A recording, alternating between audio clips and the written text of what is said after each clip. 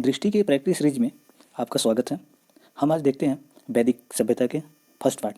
इसमें पूरे 50 एमसीक्यू होंगे। तो चलिए शुरू करते हैं आज का ये सीरीज। इससे पहले हम आगे बढ़ें, आप इस चैनल को सब्सक्राइब कर लीजिए जिससे आपको नोटिफिकेशन मिलता रहे। सब्सक्राइब करने के बाद आपको नोटिफिकेशन मिलेगा तब जब आप बेल आइकन को दबा लेंगे। तो चलिए पहला क्वेश्चन देखते हैं। इसमें पहला क्वेश्चन है, भारतीय उपमहाद्वीप में लौह का सर्वप्रथम साहित्यिक संदर्भ किसमें मिलता है? जो लोहे का पहला जो लिखित साक्ष्य था वो कहाँ मिलता है, किसमें? ए ऋग्वैदिक काल में, बी सामवेद में, सी यजुर्वेद में, डी विनय पिटक में। तो आप बताइए किसमें मिलता है। उम्मीद है आपने उत्तर चूज कर लिया होगा। तो इसका आंसर होगा यजुर्वेद। आप लोग यजुर्वेद के बारे में जानते होंगे, इसमें यज्ञ से संबंधित प्रावधान दिए किए गए हैं। यज्ञ होता है तो किस लिए होता था, हम आगे क्वेश्चन में डिस्कस करेंगे। यजुर्वेद का संबंध किससे? जो राजा होते थे वो यज्ञ करते थे, तो उसका यज्ञ का उद्देश्य क्या होता था? क्या वो युद्ध करते थे, युद्ध में लोहे का उपयोग करते थे? इस क्वेश्चन का हम आगे डिस्कस करेंगे। आगे क्वेश्चन इसे दिया गया है, यही डिस्कस कर लेंगे अगर विस्तृत, तो वो क्वेश्चन आपको बहुत आसान हो जाएगा, इसलिए हम उसको वहाँ पे डिस्कस करेंगे, तो आप प्रैक्टिस भी कर लेंगे।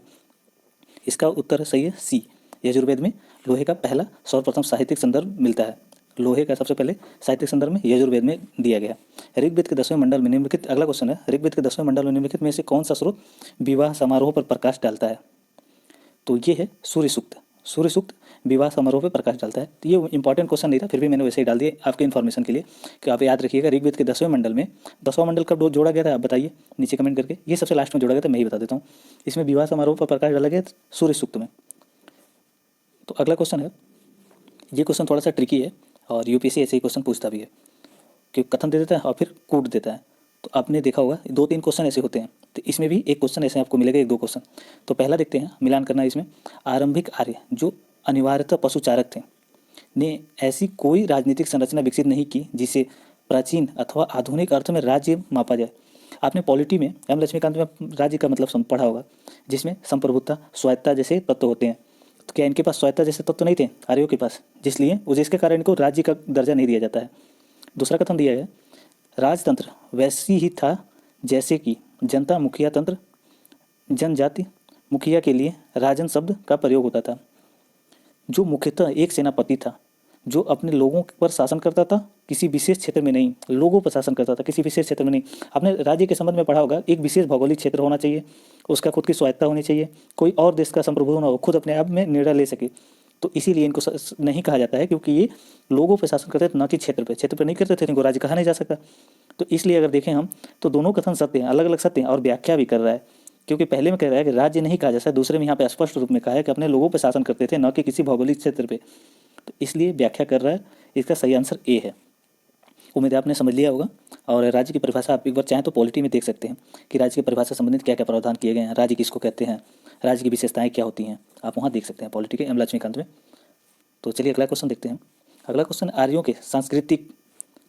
के सांस्कृतिक उपादान के संदर्भ में निम्नलिखित कथनों पर विचार कीजिए।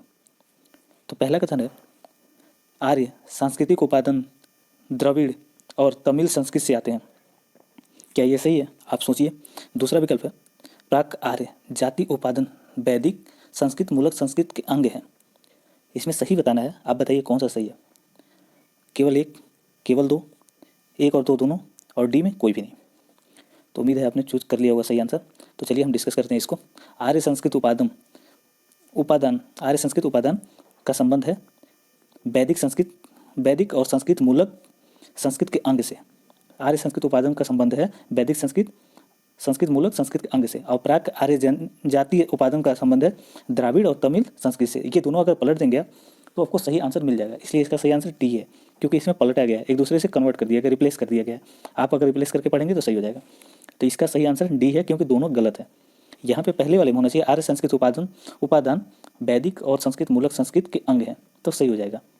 और दूसरा है प्राक आर्य जातीय उपादान द्राविड़ तमिल संस्कृत से आए हुए हैं। जो प्राक आर्य जातीय उपादान थे इनको, ये तमिल द्राविड़ और तमिल से आए हुए हैं। इसका सही आंसर डी था, क्योंकि दोनों गलत हैं। चलिए अगला क्वेश्चन देखते हो। वैसे ये क्वेश्चन कोई खास इंपॉर्टेंट नहीं था, ऐसे क्वेश्चन रेयरली पूछे जाते हैं, कोई पूछे नहीं जाते हैं।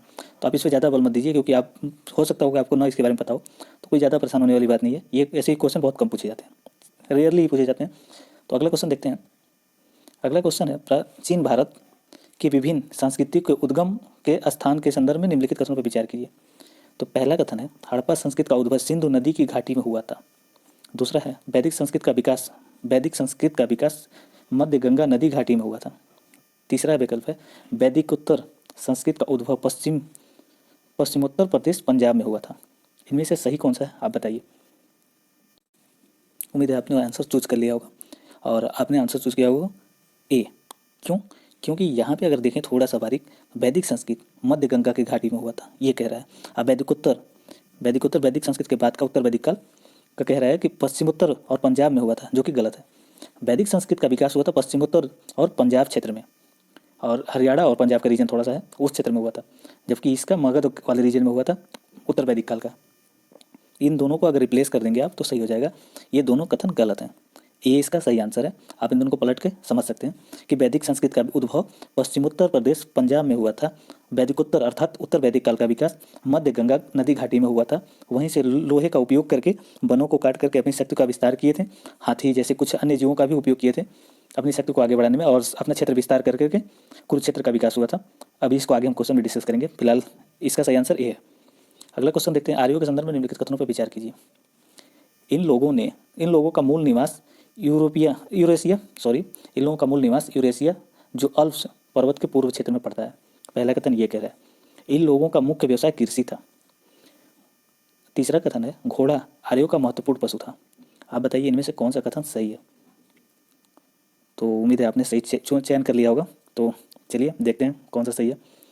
तो देखें तो अगर दूसरे सेंटेंस में इन लोगों का मुख्य व्यवसाय कृषि था, क्या सही है? बिल्कुल गलत है। इनका मुख्य व्यवसाय कृषि नहीं था। पशु चारण करते थे ये लोग, पशु को चराते थे, न कि कृषि करते थे। तो दो गलत हैं। दो गलत करते ही हम सीधे उत्तर पर पहुंच जाएंगे। आज हम ये भी ट्रिक सीखेंगे कि एक विकल्प से कैसे हम उत्तर को सही उत्तर चूज कर लें। देखिए आपको घोड़े आर्यों के प्रमुख पशु थे ये तो आपको पता होगा ही, लेकिन नहीं पता है फिर भी आप केवल दो के थ्रू आंसर निकाल सकते थे। सी इसका सही आंसर है। सी कैसे? क्योंकि दो अगर आपको पता है कि इनका प्रमुख व्यवसाय कृषि नहीं था, ये लोग पशुओं को चराते थे, घुमक्कड़ प्रवृत्ति के थे, तो इसे आपको मिल जाएगा। अगर क्वेश्चन में आता है कि ये ग्रामीण थे या शहरी थे, तो ये लोग ग्रामीण थे। जो आ रहे थे वो ग्रामीण समुदाय से बिलोंग करते, न कि शहरी थे। आप उसको भी कर सकते थे। आप यहाँ से एक नॉलेज के थ्रू आंसर सीधे ढूंढ सकते हैं। सी इसका सही आंसर है। फिर एक बार पढ़ लेते हैं कि ये लोग यूरेशिया अर्थात यूरोप और एशिया के मध्य वाले क्षेत्र को यूरेशिया कहते हैं। अल्प्स पर्वत के पूर्व में पड़ता है, तो इस रीजन से लोग बिलोंग करते थे। घोड़ा इनका महत्वपूर्ण पशु था, इसीलिए तो ये युद्ध लड़ के जीत लेते थे और अपना क्षेत्र विस्तार करते रहते थे। तो घोड़ा इनका प्रमुख पशु था, इसलिए 1 और 3 करेक्ट है, 2 गलत था। तो 2 के थ्रू हमने सब काट लिया। सही आंसर सी है। चलिए अगला क्वेश्चन देखते हैं। अगला क्वेश्चन है ऋग्वेदिक के संदर्भ में निम्नलिखित कथनों में से कौन सा सही है। ऋग्वेद के संदर्भ में निम्नलिखित में से कौन सा कथन सही है, आप चूज करिए। यह सबसे पहला वेद था ऋग्वेद, क्या ये सही है? दूसरा कथन है इसमें पहला और 10वां मंडल सबसे बाद में जोड़ा गया। तो आप बताइए क्या पहला और 10वां मंडल सबसे बाद में जोड़ा गया था? तीसरा कथन ये कह रहा है ऋग्वेद की अनेक बातें ईरानी ग्रंथ अवेस्ता में मिलती हैं। तो चलिए आप सोच लीजिए इसका आंसर क्या है। उम्मीद है आपने डी चूज किया होगा। तो देखते हैं हम। यह सबसे पहला वेद है, ये तो सभी को पता होगा, 99% लोगों को पता होगा कि ये सबसे पहला वेद है। दूसरा, यह पहला और 10वां मंडल सबसे बाद में जोड़ा गया था। कुछ लोगों को पता होगा, कुछ लोगों को नहीं पता होगा, हो सकता है सबको पता हो। तो ये भी बिल्कुल सही है, पहला और 10वां मंडल सबसे बाद में जोड़ा गया था। एक चीज़ आपको यहाँ पे एक्स्ट्रा बता देते हैं कि जो जाति व्यवस्था थी 4 वर्णों की, वो 10वें मंडल में ही शुरू हो गई थी। 10वें मंडल में दिया गया था कि 4 वर्ण व्यवस्था है, लेकिन वो जाति के आधार पर नहीं थी, जन्म के आधार पर नहीं थी, कम कर्म के आधार पर थी। तो 10वें मंडल में जोड़ा गया था, 4 वर्णों की व्याख्या 10वें मंडल में की गई थी। तो आप ये बात याद रखिएगा। तीसरा कथन देखें, ऋग्वेद की अनेक बातें ईरानी ग्रंथ अवेस्ता में मिलती हैं। तो बिल्कुल सही है, अवेस्ता की कुछ बातें ऋग्वेद की बातों से मिलती हैं। तो ये भी सही है। इसका सही आंसर डी है। आप लोगों ने जो चूज किया था वो सही है, डी।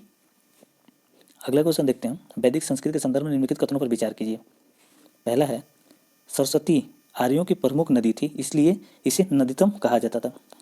हम लोग पिछले सीरीज में ही देखे थे कि यूपीएससी ऐसे क्वेश्चन बनाती है जिसमें एक में 2 बातें लिखी रहती हैं, कभी कभी दोनों में से एक गलत रहता है, एक सही रहता है।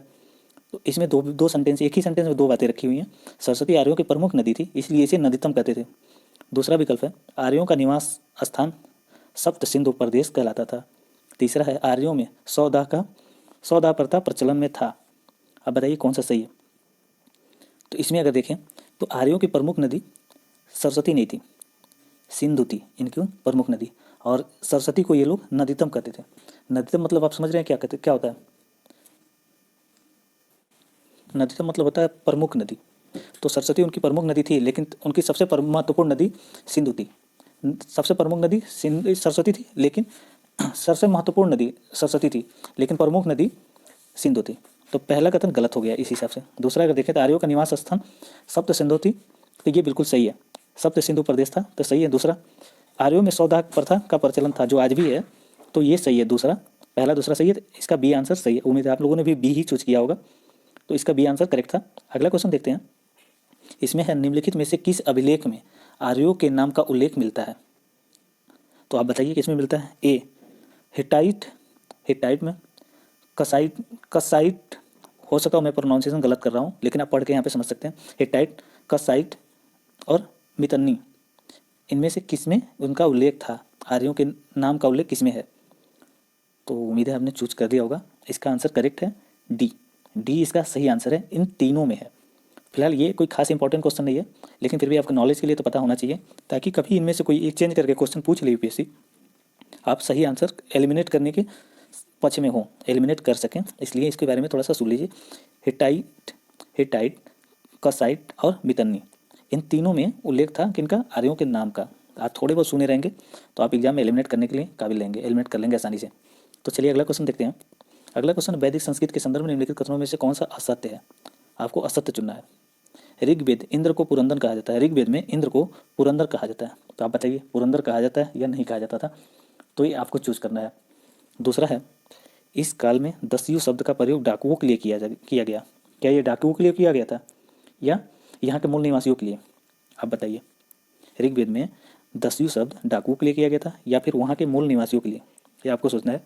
आर्यों की पश्चिमी एशिया और भारत में सफलता का कारण अस्वचालित रथ था। हमने पिछले ही क्वेश्चन में डिटेल्स इसको समझ लिया था। आर्यों के घोड़ा इनका महत्वपूर्ण साधन था, तो इससे तो हम यहाँ समझ सकते हैं कि बी सही है, सी सही है इसका आंसर। सी आंसर नहीं हो सकता क्योंकि इसमें गलत पूछा है और सी सही है। अगर डी देखें तो डी में कह रहा है पंचजन आर्यों के 5 कबीलों का समूह था, तो आप चूज करिए इसमें आंसर कौन सा सही, मतलब गलत होगा, गलत होगा जो वही सही आंसर इसका होगा। तो उम्मीद है आपने सही चयन कर लिया होगा। दस्यु जो थे यहाँ के मूल निवासी थे, निवासियों को कहा जाता था दस्यु, न कि डाकुओं को। तो इसका हमारा सही आंसर मिल गया बी। पहला देख लेते हैं, ऋग्वेद में इंद्र को पुरंदर कहा जाता था, ये बिल्कुल सही है। अगर सी में देखें तो सी हमने तो देख ही लिया, ये अस्वचालित रथ जो थे इनकी सफलता के कारण थे। पश्चिम एशिया और भारत में आर्यों की सफलता के कारण कौन थे, अस्वचालित रथ। अगर डी देखें तो पंचजन आर्यों के 5 कबीलों का समूह था, ये भी बिल्कुल सही है। तो आपने इसको अच्छे से समझ लिया, बी इसका सही आंसर था क्योंकि ये गलत है। दस्यु डाकुओं संबंधित नहीं था, यहाँ के मूल निवासियों से संबंधित था। तो चलिए अगला क्वेश्चन देखते हैं। वैदिक संस्कृत के संदर्भ में निम्नलिखित कथनों पर विचार कीजिए। तो कीजिए विचार। पहला देखते हैं, दशराज युद्ध परुसड़ी नदी के तट पर हुआ। दूसरा का विकल्प है, इस काल में अधिकांश लड़ाइयों का कारण गाय होती थी। तीसरा है, आर्य लोग नगरों में रहते थे। तो उम्मीद है इसको तो आप लोग देखते ही तुरंत छांट लेंगे डी को, क्योंकि ये गांव में रहते थे। हमने पहले ही क्वेश्चन में बता दिया था कि आर्य लोग नगरों में नहीं रहते थे, गांव में रहते थे। आप जैसे ही सी और डी को काट लेंगे आप 50-50 के गेम पे आ जाएंगे। तो बताइए इनमें से आपका कौन सा सही है? तो जैसे आपने इसको छाटा, बी इसका सही आंसर है। आप लोग ऐसे समझ सकते हैं, दशराज युद्ध था जो दशराज युद्ध भरत कुल के 10 राजाओं के मध्य लड़ा गया था रावी नदी के तट पे। ये जो पुरुषड़ी नदी था, इसको रावी उस समय, रावी नदी को उस समय पुरुषड़ी नदी कहते थे। तो पहला कथन सही है। दूसरा देखें तो इस काल में अधिकांश लड़ाइयों का कारण गाय होती थी। गाय बहुत महत्वपूर्ण थी आर्यों के लिए, गाय बिल्कुल बहुत ज़्यादा महत्व इनको देते थे गाय आर्य, तो गाय के लिए ज़्यादा युद्ध होता था। तो 1 और 2 दोनों सही हैं, इसका सही आंसर ए है। तो चलिए अगले क्वेश्चन की तरफ चलते हैं। ऋग वैदिक काल में राज्य व्यवस्था के संदर्भ में निम्नलिखित कथनों पर विचार कीजिए। इनमें से कौन सा सही है? पहला, इस काल में राजा का पद आनुवांशिक हो गया ऋग वैदिक काल में। दूसरा है, इस काल में सभा और समिति दोनों महत्वपूर्ण घटक थे। तीसरा है, इस काल में स्त्रियां सभा और विदत में भाग लेती थी। तो बताइए इनमें से कौन सा सही है? सही आपको उत्तर चुनना है। तो आपने उम्मीद है चुन लिया होगा, आपने सही इसका डी लगाया होगा, मुझे उम्मीद है, मैं मान के चलता हूँ कि आपने डी लगाया, तो बिल्कुल सही लगाया है। इस काल में राजा का पद आनुवांशिक हो गया था, लेकिन वो सभा और समितियों के प्रति जवाबदेह होते थे। जैसे कि वर्तमान में लोकसभा के प्रति मंत्रिपरिषद होता है, वैसे उस समय सभा और समितियों के प्रति जवाबदेह होते थे राजा जो होते थे। इस काल में सभा और समिति के दोनों महत्वपूर्ण घटक थी, तो बिल्कुल सही है। इस काल में स्त्री जो थी उसको सभा, समिति और विद्वत में भाग लेने का अधिकार था। तो ये तीनों कथन सही था डी। वैदिक काल की बात हो रही थी, यहाँ स्त्रियों की स्थिति बहुत अच्छी थी, तो इसका सही आंसर डी है। सही पूछा हुआ था तो डी इसका सही आंसर था, क्योंकि सभी सही हैं। उम्मीद है वो क्वेश्चन आपको समझ में आया होगा। अगला क्वेश्चन देखते हैं। अगला क्वेश्चन है, वैदिक संस्कृत के संदर्भ में निम्नलिखित कथनों पर विचार कीजिए। इस काल में अयस शब्द का प्रयोग तांबे कांसे के अर्थ में होता था, तो बताइए क्या होता था। दूसरा है, इस काल में चित्रित धूसर मृदभांड का प्रयोग होता था, तो बताइए इनमें से कौन सा सही है। केवल एक सही है, या दो सही है, या फिर एक और दो दोनों सही हैं, या कोई भी नहीं सही है। तो उम्मीद है आपने इसका सही चयन कर लिया होगा। तो दोनों सही हैं या नहीं, आप बताइए। तो बिल्कुल सही है, अयस्क शब्द तांबे और कांसे के लिए होता था, तो एकदम बिल्कुल सही बात है। आपको यहीं पे बता देते हैं, लोहे के लिए कौन सा शब्द होता था, कृष्ण। कृष्ण शब्द यूज होता था लोहे के लिए। अयस्क शब्द तांबे और कांसे के लिए होता था, तो ये बात याद रखिएगा, अयस्क शब्द तांबे और कांसे के लिए होता था वैदिक काल में। दूसरा कथन देखते हैं, इस काल में चित्रित धूसर मृदभांड का प्रयोग होता था, ये भी सही है। इसका सही आंसर सी है। सी इज ए राइट आंसर। तो चलिए अगला क्वेश्चन देखते हैं। उम्मीद है वो क्वेश्चन आपको समझ में आया होगा। ना समझ में आया तो नीचे कमेंट बॉक्स में बता सकते हैं कि क्या कमियां थी, किस तरह से और एक्सप्लेनेशन किया जाए, एक्सप्लेन करें। तो चलिए इसमें देखते हैं, ऋग्वेद में किस देवता की स्तुति संग्रहित नहीं है।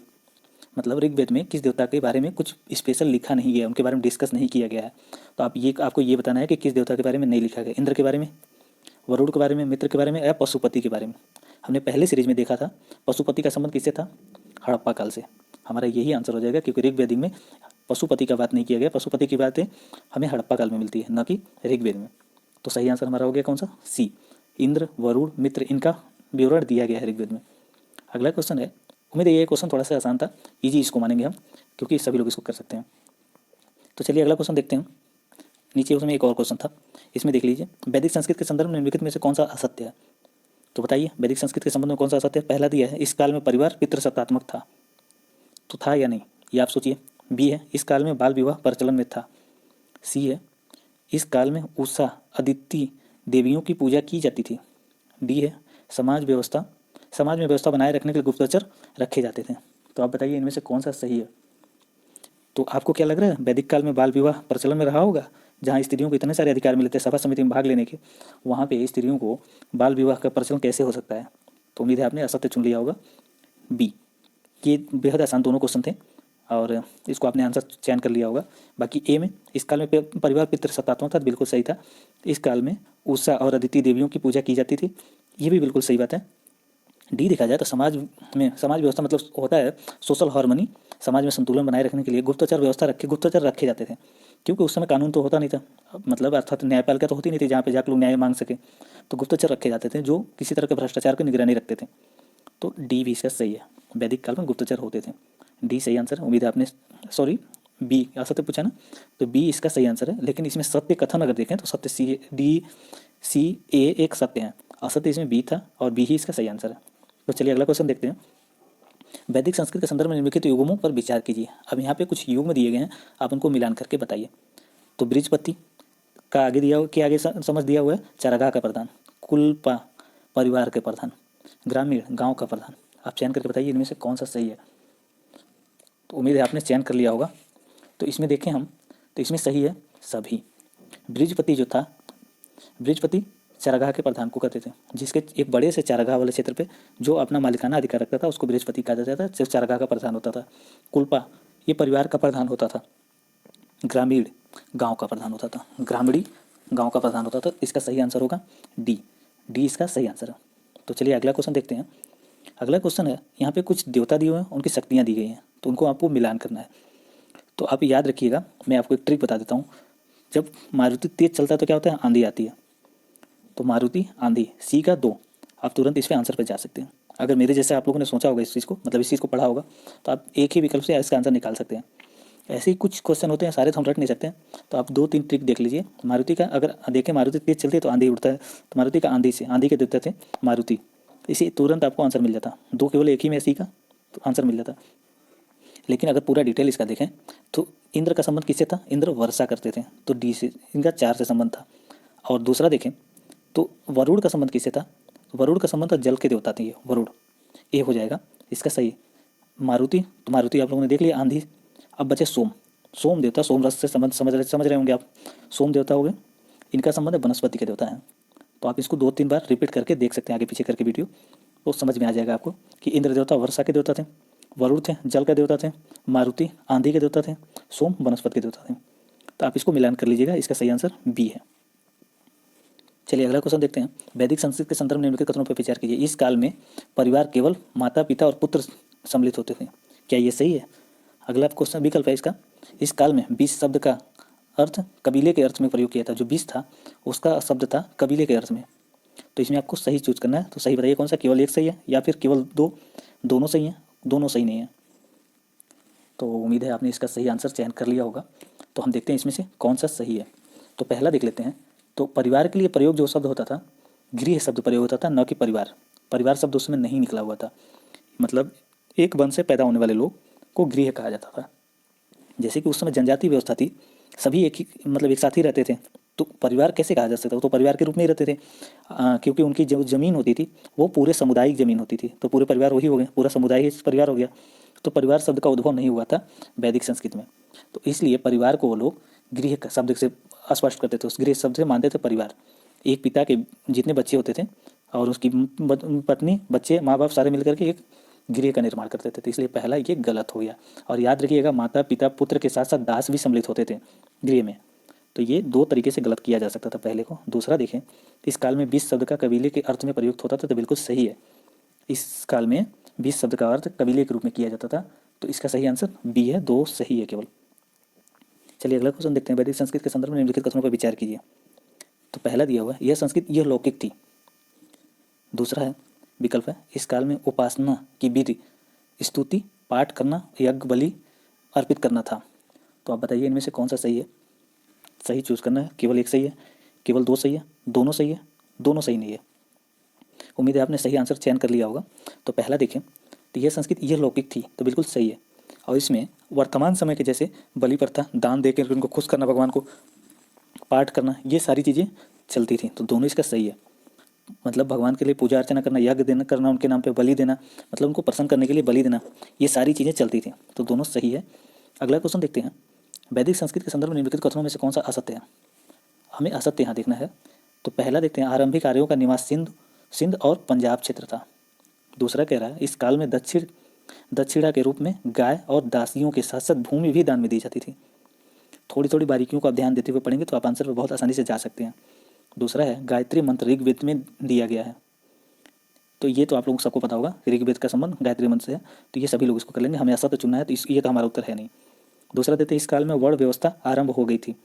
तो जैसा कि हमने पिछले ही टॉपिक में देख लिया था कि 10वें मंडल में वर्ण व्यवस्था के संबंध में कुछ प्रावधान दिए गए थे, तो ये भी सही है कि वर्ण व्यवस्था इसमें प्रारंभ हो गई थी। तो डी भी गया, हमारा आंसर नहीं हो सकता। आरंभिक जो आर्य थे सिंध और पंजाब क्षेत्र में रहते थे, ये भी सही है, तो ये भी हमारा आंसर नहीं हो सकता। बी इसका सही आंसर है, हमारा आंसर बी है, बी। क्यों? क्योंकि यहाँ पे बताइए, अभी हमने आपको बताया कि भूमि जो होता था एक सामुदायिक संपत्ति होता था, किसी एक व्यक्ति का नहीं होता था। अब बताइए, सब सामुदायिक है तो फिर एक व्यक्ति कैसे दान दे सकता है भूमि को? नहीं दे सकता। तो भूमि दान में नहीं दी जाती थी, केवल गाय दान में दी जाती थी, दासियों को दान में दिया जाता था, न कि भूमि को। तो आप ऐसे भी छांट सकते थे, आप अलग अलग तरीके से आंसर ढूंढ सकते थे। 20 का सही आंसर है। दो तरीका है, एक तो आप डायरेक्ट आंसर जान समझ लीजिए, या एक तो दूसरा ये है कि आप सही तथ्यों को छांट लीजिए, तो गलत आपको अपने आप मिल जाएगा। तो चलिए अगला क्वेश्चन देखते हैं। वैदिक कालीन साहित्य के संदर्भ में निम्नलिखित में से कौन कथनों पर विचार कीजिए। वैदिक कालीन साहित्य जो था, उन साहित्यों पर विचार करना है। इस काल में रचे गए वैदिक सूक्तों का संग्रह संहिता कहलाता था। तो पहला आप समझ सोचिए सही है या गलत। दूसरा देखते हैं, ऋग्वेद संहिता सबसे प्राचीन वैदिक ग्रंथ है। ऋग्वेद सबसे प्राचीन है, ये आप सोच के बताइए। ब्राह्मण ग्रंथ की रचना वैदिक संहिताओं के बाद हुई। जो ब्राह्मण ग्रंथ था उसकी रचना वैदिक संहिताओं के बाद हुई थी। तो आप इसमें से सही कौन सा है ये चूज़ करिए। केवल एक दो सही है, केवल दो सही है, दो और तीन सही हैं, सभी सही हैं।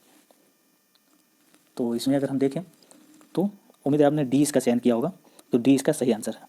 क्योंकि अगर देखें तो इस काल में रचे गए वैदिक सूक्तों का संग्रह संहिता कहलाता था, तो ये बिल्कुल सही है। ऋग्वेद संहिता सबसे प्राचीन वैदिक ग्रंथ है, तो ये भी सही है। ब्राह्मण ग्रंथ की रचना वैदिक संहिताओं के बाद हुई थी, तो ये भी बिल्कुल सही है।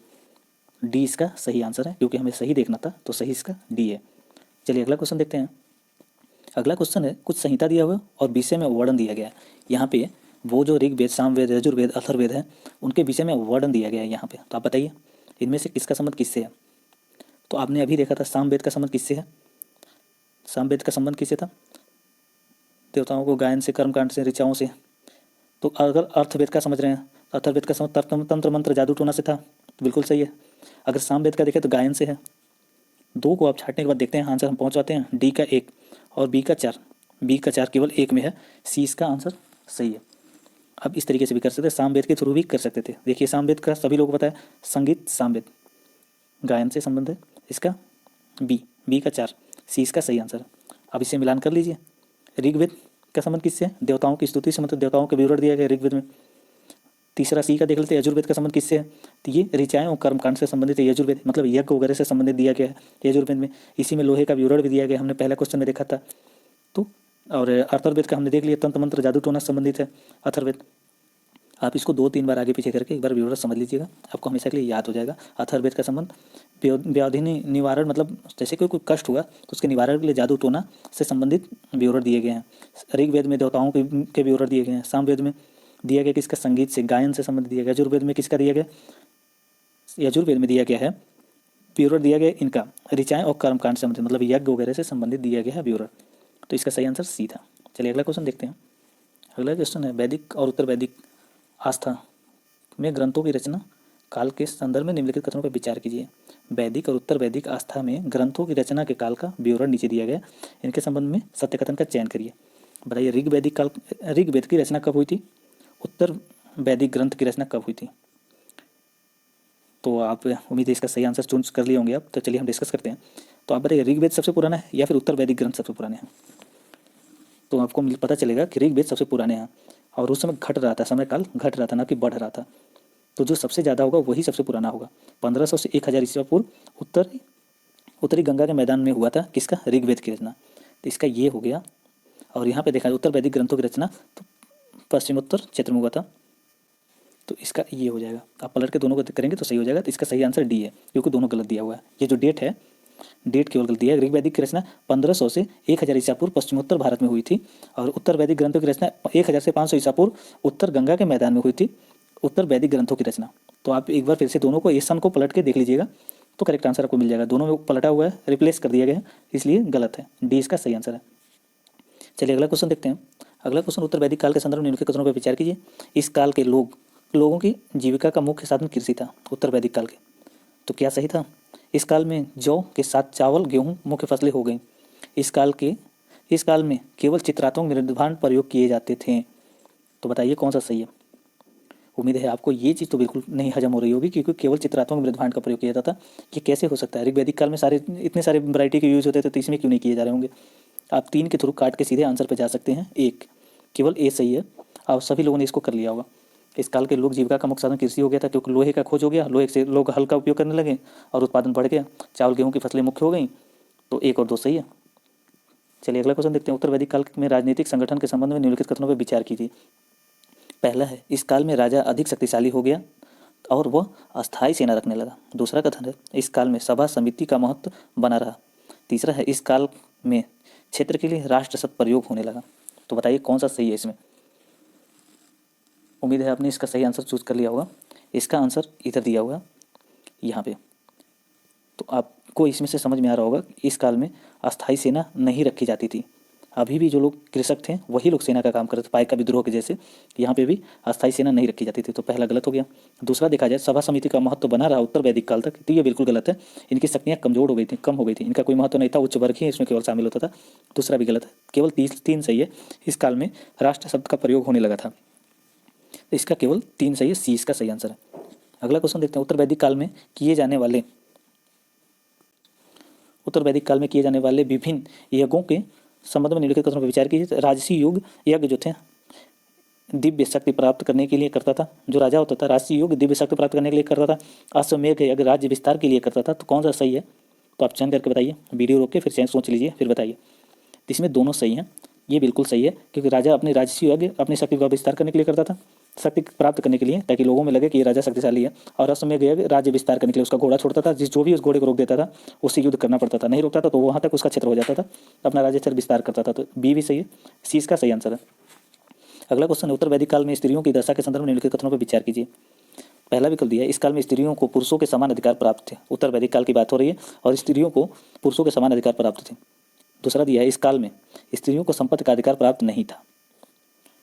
तीसरा कथन है वैदिक काल में वैदिक काल के समान स्त्रियों को इस काल में भी सभा समिति तथा विद्वत में भाग लेती थीं। तो आप बताइए कौन सा सही है। तो आपको यहाँ पे समझ में आएगा उत्तर वैदिक काल चल रहा है, स्त्रियों को पुरुषों के समान अधिकार कैसे मिल सकता है, बिल्कुल भी नहीं मिलता था, तो पहला गलत हो गया। अगर दूसरा देखें तो इस काल में स्त्रियों को संपत्ति का अधिकार प्राप्त नहीं था, ये बिल्कुल सही है, केवल 2 इसमें सही है। तीसरा देखा जाए तो इस काल में वैदिक काल के समान स्त्रियों को भी सभा समिति में भाग लेने का अधिकार था, तो बिल्कुल नहीं था, अधिकार खत्म कर दिया गया था उनको, तो तीसरा गलत हो गया। तो इसका सही आंसर बी है, बी इसका सही आंसर है। अगला क्वेश्चन देखते हैं, उत्तर वैदिक काल के संदर्भ में निम्नलिखित कथनों में से कौन सा कथन असत्य है। इसमें हमें असत्य बताना है। पहला देखते हैं, इस काल में मनुष्य का संपूर्ण जीवन 4 आश्रमों में बांटा गया। उत्तर वैदिक काल में 4 आश्रमों की बात कर रहे हैं। तीसरा बी है, इस काल में 4 वर्णों में समानता थी। डी है, इस काल में देवाराधना में मुख्य रूप से यज्ञ किए जाते थे, मतलब भगवान को की पूजा के लिए यज्ञ किए जाते थे। सी डी है, इस काल में गोत्र प्रथा स्थापित हुई। अब बताइए इसमें से कौन सा सही है। अगर यहाँ पे आप देखिए, अगर इस काल में 4 वर्णों में समानता थी, अगर समानता तो फिर वर्ण काहे के लिए है, हो ही नहीं सकता ऐसा, तो बी इसका सही आंसर है। असत्य पूछा था, बी इसका सही है, असत्य है। अगर चारों वर्ड में समानता होगी तो वर्ड क्यों काहे के लिए होंगे, सभी तो एक ही वर्ड में आ जाएंगे। आप इस तरह समझ करके इसका आंसर छांट सकते थे। अगला क्वेश्चन है, उत्तर वैदिक काल के संदर्भ में उत्तर वैदिक काल के देवताओं के संदर्भ में निम्नलिखित कथनों में से कौन सा कथन सत्य है। तो बताइए उत्तर वैदिक काल के देवताओं के संदर्भ में कौन सा कथन सही है। इस काल में प्रजापति देवता को सर्वोच्च स्थान प्राप्त हुआ। दूसरा है, इस काल के लोग विष्णु देवता को अपना पालक रक्षक मानने लगे। तीसरा है, पूषण जो थे इस काल में शूद्रों के देवता हो गए। तो बताइए इनमें से कौन सा सही है। तो अगर इसमें से हम देखें तो इसमें से सभी सही हैं। पूषण जो थे इस काल में शूद्रों के देवता हो गए, विष्णु को अपना पालक पोषक मानने लगे लोग, और पहला कथन जो है प्रजापति देवता को सर्वोच्च स्थान मिला, तो प्रजापति जो थे इस समय उनको प्रमुख स्थान मिल गया था, तो इसलिए इसका सभी सही है, डी सही आंसर है। उत्तर वैदिक काल के बारे में बात हो रही थी तो ये सभी सही थे। अगला क्वेश्चन है, उत्तर वैदिक काल के संदर्भ में निम्नलिखित कथनों पर विचार किया। इस काल में अंतिम दौर में पुरोहितों के प्रभुत्व के विरुद्ध प्रबल प्रतिक्रिया शुरू हुई। दूसरा विकल्प है, उपनिषद ग्रंथों का विषय दार्शनिक था, उसमें कर्मकांडों को महत्व दिया गया था। अब बताइए क्या कर्मकांडों को महत्व दिया गया था। सत्य बात पूछा, आप बताइए केवल एक सत्य है, केवल 2 सत्य है, दोनों सत्य हैं, दोनों असत्य हैं। तो उम्मीद है आपने सही आंसर चुन लिया होगा। इसका सही आंसर हम देखें तो ये 2 गलत है, क्योंकि कर्मकांडों को महत्व नहीं दिया गया था उपनिषदों के दर्शन में। वो तो उपनिषद दर्शन ग्रंथ थे, लेकिन उसमें कर्मकांडों को महत्व नहीं दिया गया था, कर्मकांडों की आलोचना की गई थी, तो दूसरा गलत है, दूसरा काटते ही ये दोनों से गए। पहला देखें तो पहला अगर देखते हैं हम तो पुरोहितों के प्रभुत्व के विरुद्ध प्रबल प्रतिक्रिया शुरू हुई थी, तो बिल्कुल सही है, इसका सही आंसर ए है। अगला क्वेश्चन, उत्तर वैदिक काल के संदर्भ में निम्नलिखित में से कौन सा कथन सत्य नहीं है। इसमें भी असत्य पूछा है। इस काल में श्याम तांबा को कहा जाता था। अभी हमने बताया श्याम और कृष्ण नाम से लोहे का उपयोग होता था, न कि तांबे का। तांबे का किस नाम से होता था आप नीचे फिर कमेंट बॉक्स में बताइए, क्योंकि हमने पहले इसको बता दिया है कि तांबे के लिए किस नाम से उपयोग होता था, तो दोबारा इसको नहीं बताएंगे, आप खुद सोच के फिर बताइए। नहीं समझ में आ रहा तो वीडियो पीछे करके देख लीजिए। तो इसका हो गया ए सही आंसर, क्योंकि इसमें सत्य नहीं है पूछा, ए सत्य नहीं है, हमें तुरंत यहीं पे मिल गया, आगे पढ़ने की जरूरत नहीं है। लेकिन आगे हम पढ़ देते हैं, शतपथ ब्राह्मण में हल के संबंध में वर्णन मिलता है, तो बिल्कुल सही है, शतपथ ब्राह्मण में हल के संबंध में विवरण मिलता है। महाभारत महाकाव्य कुल के समय के इतिहास का वर्णन मिलता है। कुरु जो था, पुरु और भरत दोनों को मिला के बना था कुरु, तो आप यहाँ पे रखिए, उनका महाभारत महाकाव्य से संबंध है, तो बिल्कुल सही है। डी है, इस काल में संगृहित का कार्य एकत्र करना था, तो ये भी बिल्कुल सही है। इसका सही आंसर था ए, क्योंकि असत्य पूछा था, असत्य ए है। अब इसमें मिलान करना है। वैदिक काल के राजनीतिक संगठन को बढ़ते क्रम में व्यवस्थित कीजिए। हमने बता दिया था कुल जो था किसको कहा जाता था, परिवार। उस समय परिवार जो एक व्यक्ति हो गया, उसके बच्चे, बीवी, पत्नी और उसका एक दास, वो कुल होता था। तो आपको पता सबसे छोटी इकाई कुल होता था। तब कई कुलों को मिलाकर के बनता था 1 ग्राम, कई ग्रामों को मिलाकर बनता था 20, कई 20 को मिलाकर जन बनता था, जन को मिलाकर राष्ट्र बनता था। 20 का सही आंसर है। चलिए अगला क्वेश्चन देखते हैं। इसमें है, निम्नलिखित में से कौन सा वैदिक काल में राजा की आय का मुख्य साधन था। तो बताइए कौन सा सही था। युद्ध में लूटी गई संपत्ति, धन, कर लगाकर, नजराना के रूप में। तो इनमें से कौन सा सही है। केवल एक और 3, केवल 2 और 3 और सभी। तो राजा कोई कर नहीं लगाता था, आप लोगों को सबको पता होगा, राजा कोई कर नहीं लगाता, नजराना के रूप में मिलता था, लूटी गई संपत्ति के रूप में। 1 और 3 सही है, 1 और 3 दिया गया है बी में, बी इसका सही आंसर है, क्योंकि राजा उस समय कर नहीं लगाता था। जो लोग दान के रूप में देते थे राजा को, उसी से काम चलाता था, इसीलिए उसके पास पैसे कम होते थे, तो वो अस्थायी सेना नहीं रखता था। जो श्रमिक होते, कृषक होते, तो वही सेना के रूप में काम करते थे। तो इसका सही आंसर हो गया बी।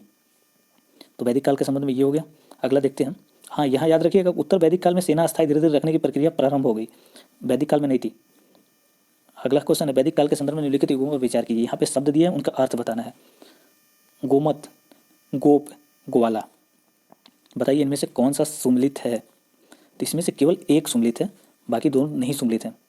गोमत का नाम था धनवान व्यक्ति, संबंध, गोमत का संबंध था धनवान व्यक्ति से। यहाँ गोमत का मत संबंध हो गया धनवान व्यक्ति, गोप का संबंध हो गया राजा से, जो राजा होता था उसको गोप कहा जाता था। ग्वाला का संबंध किसे था? भैंस से संबंध था ग्वाला को। तो इसका सही आंसर केवल एक है, ग्वाला भैंस का, भैंस से संबंध था। तो इनको जो आर्य थे यहाँ पे जब आए हुए थे तो उनको भैंस जैसी दिखती थी, तो उनको ग्वाला उन्होंने बोला था। गाय उनके आर्यों की सबसे प्यारी थी, तो उसके गाय के जैसी दिखती थी तो उसको ग्वाला उन्होंने बोल दिया था। तो भैंस को ग्वाला कहते ना कि बैल को। और गोप राजा को कहा जाता था, ये भी गलत था। इसका सही आंसर ए है। अगला क्वेश्चन है, वैदिक काल में दुहिता निम्नलिखित में से किसके लिए प्रयुक्त होता था? दुहिता किसके लिए प्रयुक्त होता था? तो जो गाय को दूधती थी, दूध निकालती थी गाय से, उसके लिए प्रयुक्त होता था। तो जो बेटी होती थी वो गाय से दूध निकालती थी। इसका बी आंसर सही है। दुहिता जो दूध निकालने वाली होती थी उसको कहते थे। वैदिक कालीन समाज की व्यवस्था के संदर्भ में निम्नलिखित कथनों पर विचार कीजिए। इस काल में नियमित कर प्रणाली थी। वैदिक कालीन सामाजिक व्यवस्था के संबंध में इस काल में नियमित कर प्रणाली थी। कृषक वर्ग ही सेना का कार्य करता था। इसमें बताइए कौन सा सत्य है? तो हम उम्मीद है कि आपने यहाँ पे इसको एलिमिनेट कर लिया होगा, क्योंकि नियमित कर प्रणाली, जब कर प्रणाली थी ही नहीं तो नियमित कर प्रणाली की बात कहाँ से हो सकती है? इसका सही आंसर बी है, क्योंकि कृषक वर्ग जो था वो सेना के रूप में काम कार्य करता था। तो बी इसका सही आंसर है। अगला क्वेश्चन है, उत्तर वैदिक युग के संदर्भ में निम्नलिखित में से कौन कथनों पर विचार कीजिए।